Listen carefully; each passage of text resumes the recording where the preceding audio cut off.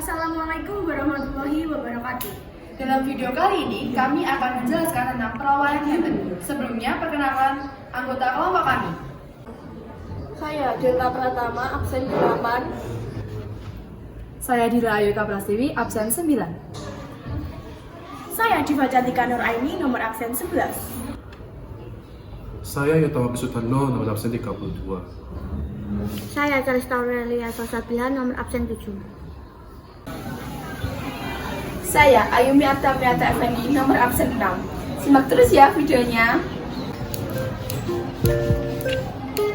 Faktor penyebab terjadinya perlawanan yang pertama dilakukan sejak tahun 1619 oleh Kerajaan Banten saat VOC berusaha hendak merebut Bandar Pelabuhan Merak, yang membuat orang Banten sangat marah dan menaruh dendam terhadap VOC.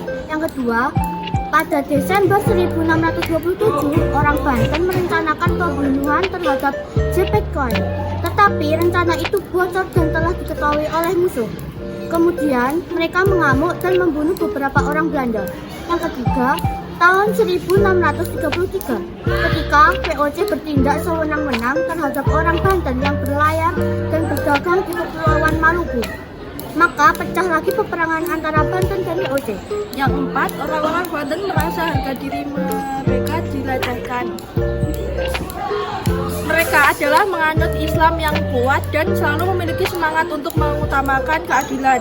Rakyat Banten menganggap orang-orang Belanda adalah orang-orang yang akan merusak tatanan kehidupan tanah Banten. Yang kelima, pada saat kerajaan Sultan Agung Tirtayasa, karena tidak ada satu ideologi dengan VOC, maraknya terjadi peperangan-peperangan yang melawan VOC atau Kompeni Belanda, baik di darat maupun di laut.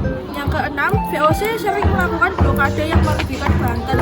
Yang ketujuh, politik divide et impera. Proses perlawanan Banten. Perlawanan rakyat Banten dibangkitkan oleh Sultan Agung Tirtayasa bersama putranya yang bernama Sultan Haji. Sultan Agung Tirtayasa dengan tegas menolak segala bentuk aturan monopoli perdagangan dan berusaha keras untuk mengusir VOC dari Batavia. Pada tahun 1659, perlawanan rakyat Banten mengalami kegagalan, yaitu ditandai oleh keberhasilan Belanda dalam memaksa Sultan Agung Tirtayasa untuk menandatangani perjanjian monopoli perdagangan. Dan pada tahun 1683 menerapkan politik adu domba atau yang dikenal dengan divide et impera antara Sultan Agung Tirtayasa dengan Sultan Haji, sehingga terjadinya perselisihan antara ayah dan anak.